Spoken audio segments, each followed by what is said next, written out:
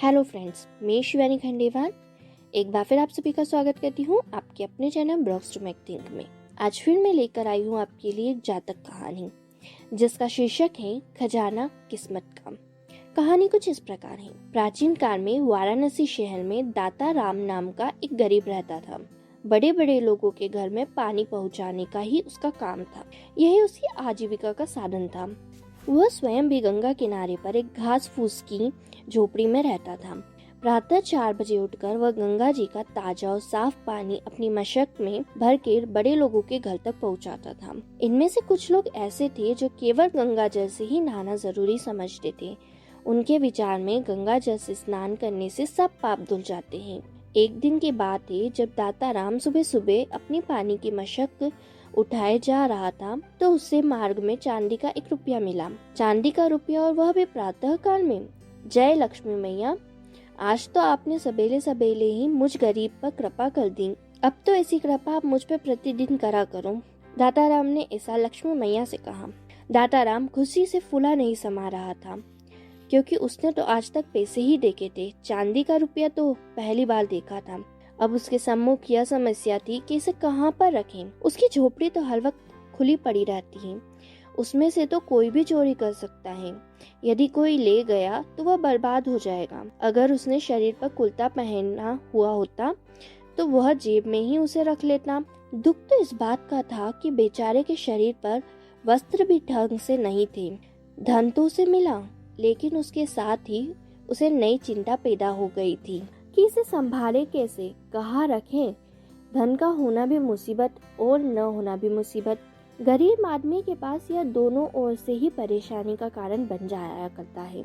जैसे कि किसी ने ऊंट से जाकर पूछा था, भाई चढ़ाई अच्छी है या उतार? तो ऊंट का जवाब था, हल दो लानत। ऊंट बेचारे के लिए यह दोनों ही मुसीबत होती है। ठीक उसी प्रकार गरीब के पास धन का न होना भी मुसीबत, और हो जाए तो उसे संभालने की मुसीबत। दाता राम भी इसी मुसीबत का शिकार हो गया था। चांदी का रुपया पाते ही वह पानी ले जाना भी भूल गया और इस रुपये को लेकर भविष्य की योजना बनाने लगा। आखिर काफी सोच विचार के पश्चात उसने निर्णय किया कि राजमहल की जो दीवार थोड़ी सी टूटी हुई है, उसकी एक ईंट निकल चुकी है, उसी के अंदर यह रुपया छिपा दूं। उसके ऊपर फिर से वैसे ही ईंट रख दूंगा, इससे किसी को कोई संदेह नहीं होगा। यही सोचकर उसने पीपल के पत्तों में उस रुपये को लपेटकर उस किले की ईंट के अंदर छिपाकर रख दिया। फिर उसने किले की दीवारों की ईंटों को गिन भी लिया कि कहीं निकालते वक्त उसे चूक न हो जाए। नीचे से वह गिनती में 10वीं ईंट थी। दाता राम चांदी का सिक्का पाकर अपने आप को धनवान समझने लगा। अब तो इस रुपये को वह तभी निकालेगा जबकि उसकी पत्नी घर पर आ जाएगी। शादी से पूर्व तो वह इसे भूल कर भी खर्च न करेगा। जब उसकी पत्नी घर आएगी तो सुबह रात को ही यह चांदी का सिक्का उसके हाथ पर रखेगा। शादी शादी, अभी कल ही तो उसके पड़ोसी कल्लू धोबी ने उससे कहा था, दाता राम अब तो जवान हो चुका है, अब तो तुझे शादी कल ही लेनी चाहिए। हाँ, अब तो उसे अपना घर बसा ही लेना चाहिए, ऐसा किसी ने कहा था। आज ही रात में कल्लू से जाकर कहूँगा, काका कल्लू, तुम ठीक ही कहते थे कि मुझे शादी कल ही लेनी चाहिए थी। काका, अब तो तुम मेरी शादी शीघ्र ही करवा डालो। दाता राम तुरंत कल्लू धोबी के पास जा पहुंचा। कल्लू ने बड़ी हैरानी से उसकी ओर देखा और कहा, दाता राम तुम, और इस समय? दाता राम ने जवाब दिया, काका पाए लगूं। दाता राम ने उसके पैरों पर अपना सिर रखते हुए विनम्र भाव से कहा।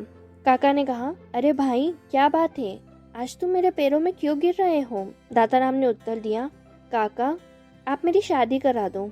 काका चौंक के बोले, शादी? दादा राम ने जवाब दिया, हाँ शादी। आपने मुझसे कल सुबह ही तो कहा था मुझे अब शादी कर लेनी चाहिए। काका ने कहा, हाँ कहा तो था। दाता राम ने कहा, तो फिर? काका ने कहा, फिर क्या? अब बोलो तुम क्या चाहते हो?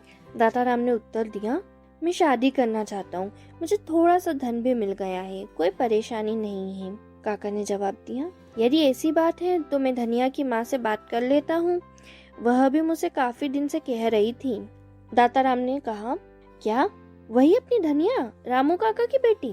काका ने उत्तर दिया, हाँ वही। बोलो कर दूं बात पक्की? दाता राम ने उत्तर दिया, हाँ काका कर दो। सुना घर अच्छा नहीं लगता। काका ने कहा, ठीक है, मैं भी जा रहा हूँ। यह कह के कल्लू धनिया की माँ से मिलने चल दिया। ठीक तभी धनिया भी कपड़े धोने के लिए घाट पर आ गई थी। वह हंसती हुई दाताराम से बोली, आज काम पर क्यों नहीं गया रे? दाताराम ने उत्तर दिया, अरे कहाँ जाएंगे, अब तो मन करता है तुम्हारे पास ही बैठा रहूं, तेरी गोद में सिर रखकर तेरी सुंदर सूरत को देखता रहूं। धनिया बोली, बस करो, कोई सुन लेगा तो क्या कहेगा? दाताराम ने उत्तर दिया, कहेगा क्या, हम अपनी होने वाली जोरों से प्यार की बातें कर रहे हैं, किसी दूसरे की बीवी से तो नहीं। इस प्रकार दाताराम धनिया के साथ रामू धोबी के यहाँ पहुँचा। रामू धोबी बोला, अरे दाताराम, तुम इस समय? दाताराम ने उत्तर दिया, काका, यदि मेरा आना कुछ बुरा लगा तो मैं वापस चला जाता हूँ। काका ने उत्तर दिया, नहीं बेटा, ऐसी बात नहीं है, बैठो, बोलो, मैं तुम्हारी क्या सेवा कर सकता हूँ? दाताराम ने कहा, काका, आपने झूठ बोला था क्या? रामू काका चौंक कर बोले, कौन सा झूठ? दाताराम ने हिचकते हुए कहा, काका, आपने धनिया की। काका ने कहा, बेटा दाताराम, मैं तुम्हारी बात समझ गया, तुम धनिया से शादी करना चाहते हो ना? दाताराम ने कहा, जी हाँ काका। काका ने उत्तर दिया, तो मेरी ओर से बात पक्की समझना। दाताराम बोला, काका, आपने मेरे मन की मुराद पूरी कर दी। काका बोले, बेटा, तूने भी तो मेरी बहुत बड़ी चिंता दूर कर दी। दाताराम ने साहस बटोरते हुए पूछा, तो फिर शादी? काका बोले, अरे नेक काम में देरी कैसी, चट मंगनी पट भैया, कल ही धनिया के हाथ पीछे कर दूंगा। इसके पश्चात अगले ही दिन धनिया व दाताराम का विवाह संपन्न हुआ। धनिया दुल्हन बनकर दाताराम के घर आ गई। दाताराम की झोपड़ी में रखा ही क्या था, पानी के मटके और मशक। खाने पीने व गृहस्थी चलाने हेतु रामू काका ने जो कुछ भी अपने घर से दिया था, वही अब दाताराम के घर में नजर आ रहा था। दाताराम ने सुबह उठते ही सिक्के वाली सारी बात धनिया को सुना दी। वह भी अपने पति की बात सुनकर बहुत खुश हुई। अपने पति के साथ घूमने जाएगी तो कितना आनंद आएगा। वह दाताराम का हाथ पकड़कर उसे प्यार से चूमकर अपने सीने पर रखते हुए बोली, मुझे कानों में झुमकी अवश्य दिलाना जी। दाताराम ने उत्तर दिया, हाँ हाँ, क्यों नहीं, सबसे पहला काम तो यही करेंगे, आज तुम्हारे झुमके और साड़ी। धनिया बाजार जाने की तैयारी में बैठी थी तो दाताराम ने उससे कहा, देखो, मैं चांदी का सिक्का निकाल कर ला रहा हूँ, तुम मेरी यहीं प्रतीक्षा करना। धनिया बोली, मगर जल्दी आना। दाताराम बोला, बस पल भर की बात है। यह कहकर वह दौड़ पड़ा। जिस वक्त वो दौड़ता जा रहा था, उसी समय राजा प्रताप सिंह महल की ऊंची छत पर खड़े उसे देख रहे थे। जालिम सिंह, राजा ने एक सैनिक को पुकारा। वह बोला, जी महाराज, क्या आज्ञा है राजन? महाराज ने कहा, जाओ, उस युवक को पकड़ के ले आओ जो कि भागा चला जा रहा है। सैनिक ने कहा, अभी आपकी सेवा में हाजिर करता हूँ महाराज। ठहर जाओ, तुम्हें मेरे साथ राजा जी के पास चलना होगा। सैनिक ने दौड़ते हुए दाताराम को रोककर कहा, दरोगा जी, मैं चांदी का सिक्का लेने जा रहा हूँ, मुझे बंदी मत बनाना, मेरी नवोधा स्त्री मेरी प्रतीक्षा करेगी। सैनिक तुरंत दाताराम को अपने साथ लेकर राजा के पास जा पहुंचा। दाताराम ने राजा को सिर झुकाकर प्रणाम किया। तुम कौन हो? वह इतनी जल्दी में क्यों दौड़ रहे थे? दाताराम ने उत्तर दिया, मेरा नाम दाताराम है सरकार। मैं अपना चांदी का सिक्का दीवार से निकालने जा रहा हूँ। मैं उसे अपनी पत्नी को सुहाग रात पर देना चाहता हूँ। यदि मेरे कारण आपको कोई कष्ट हुआ हो तो क्षमा कर दीजिएगा। राजा ने कहा, नहीं दाताराम, ऐसी कोई बात नहीं है। दाताराम ने कहा, तो फिर आप कुछ बोलते क्यों नहीं? महाराज ने उत्तर दिया, यदि मैं बोलूंगा भी तो तुम शायद उसे न मानो।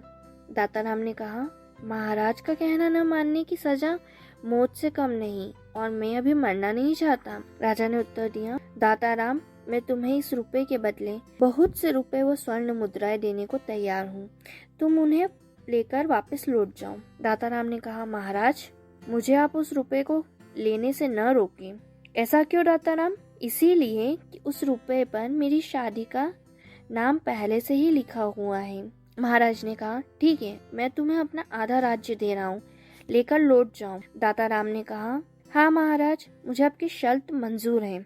महाराज ने कहा, शाबाश मेरे बेटे, शाबाश, तुमने आज मेरी इज्जत रख ली। तुमने हमें इस बात का एहसास करवा दिया कि हमारे राज्य में कुछ ऐसे युवक आज भी जीवित है जो कि स्वयं को सस्ते में नहीं बेचते। दाताराम तुम महान हो, आज से तुम भी स्वतंत्र राज्य के मालिक हो। दाताराम जब खुशी से झूमता घर वापस आया तो धनिया उसे इतना खुश देखकर हैरान रह गई। दाताराम ने धनिया से कहा, धनिया हम राजा बन गए।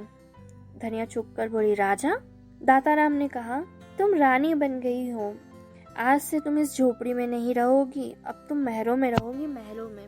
वहाँ बैठे बस्ती के लोगों को यह समझ में नहीं आ रहा था कि दाताराम क्या कह रहा है। कहाँ का राजा, कहाँ की रानी? उस वक्त उसकी आंखें फटी की फटी रह गईं, जब राजा का एक सजा सजाया रथ सैनिकों के साथ बस्ती में आकर रुका। हमारे नए राजा दाताराम जी कहाँ हैं? एक ने चौंक कर कहा, दाताराम राजा?